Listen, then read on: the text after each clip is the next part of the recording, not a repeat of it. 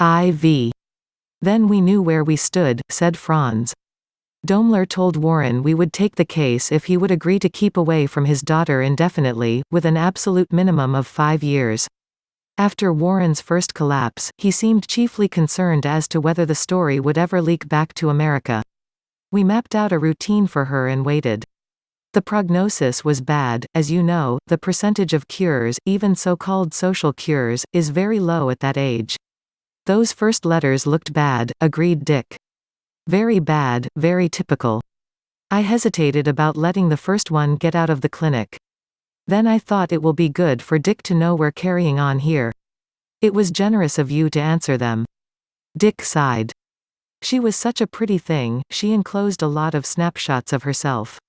And for a month there I didn't have anything to do.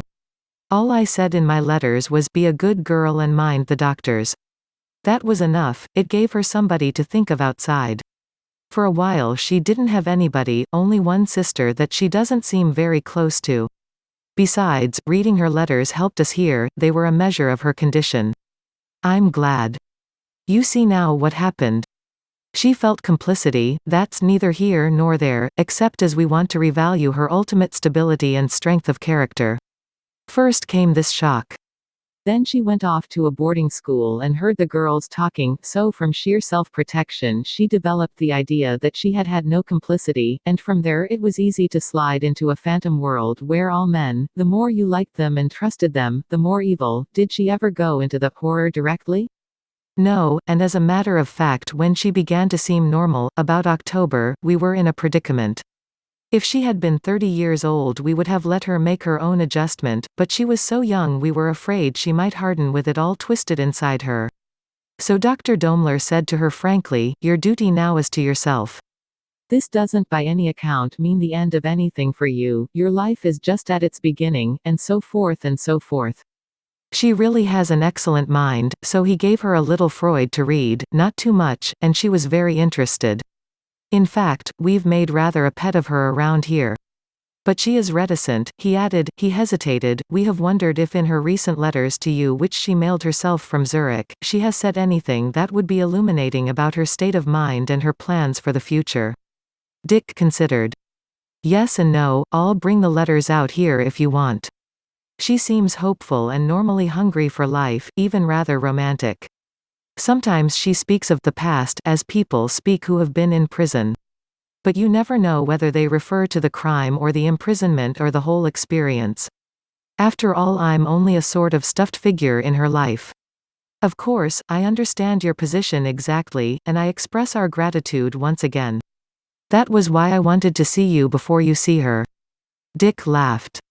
You think she's going to make a flying leap at my person? No, not that. But I want to ask you to go very gently. You are attractive to women, Dick. Then God help me. Well, I'll be gentle and repulsive, I'll chew garlic whenever I'm going to see her and wear a stubble beard. I'll drive her to cover.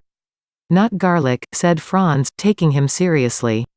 You don't want to compromise your career. But you're partly joking. And I can limp a little. And there's no real bathtub where I'm living, anyhow. You're entirely joking. Franz relaxed, or rather assumed the posture of one relaxed. Now tell me about yourself and your plans. I've only got one, Franz, and that's to be a good psychologist, maybe to be the greatest one that ever lived. Franz laughed pleasantly, but he saw that this time Dick wasn't joking. That's very good, and very American, he said. It's more difficult for us. He got up and went to the French window. I stand here and I see Zurich, there is the steeple of the Grossmünster.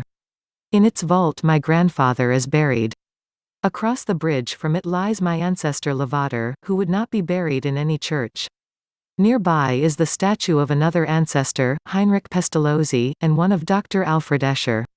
And over everything there is always Zwingli. I am continually confronted with a pantheon of heroes. Yes, I see. Dick got up. I was only talking big. Everything's just starting over. Most of the Americans in France are frantic to get home, but not me. I draw military pay all the rest of the year if I only attend lectures at the university. How's that for a government on the grand scale that knows its future great men? Then I'm going home for a month and see my father. Then I'm coming back, I've been offered a job. Where? Your rivals, Giesler's clinic on Interlaken. Don't touch it, Franz advised him. They've had a dozen young men there in a year. Giesler's a manic depressive himself, his wife and her lover run the clinic, of course, you understand that's confidential. How about your old scheme for America? Asked Dick lightly. We were going to New York and start an up-to-date establishment for billionaires. That was students' talk. Dick dined with Franz and his bride and a small dog with a smell of burning rubber, in their cottage on the edge of the grounds. He felt vaguely oppressed, not by the atmosphere of modest retrenchment, nor by Frau Gregorovius, who might have been prophesied, but by the sudden contracting of horizons to which Franz seemed so reconciled. For him the boundaries of asceticism were differently marked, he could see it as a means to an end, even as a carrying on with a glory it would itself supply, but it was hard to think of deliberately cutting life down to the scale of an inherited suit. The domestic gestures of Franz and his wife as they turned in a cramped space lacked grace and adventure. The post-war months in France, and the lavish liquidations taking place under the aegis of American splendor, had affected Dick's outlook.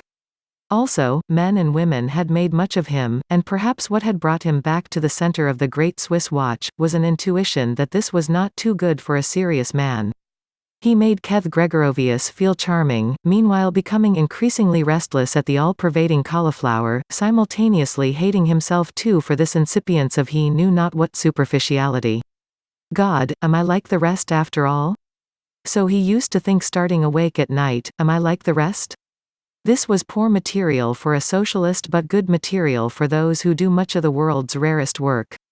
The truth was that for some months he had been going through that partitioning of the things of youth wherein it is decided whether or not to die for what one no longer believes.